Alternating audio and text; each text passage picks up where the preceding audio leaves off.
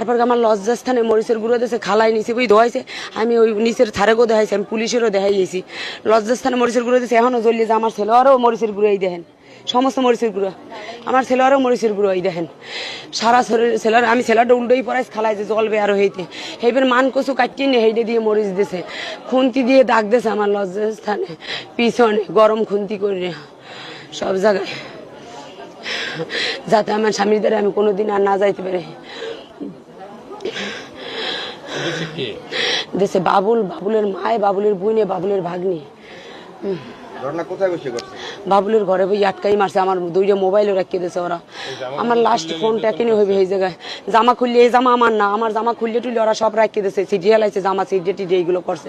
এই জামা বাবুলের বউর তো আবার পরাই দিয়েছে আমার আওয়ার সময়। আমার বাবার বাড়ি হয়েছে 5 নং ইউনিয়ন, পাকুরগছিয়া গ্রাম। আমি ভাড়া বাসায় থাকি আইলা বাজারে। আমার স্বামী 2টা সন্তান নিয়ে, আমার স্বামীর সাথে বিয়ে হয়েছে এই 12 বছর। আমার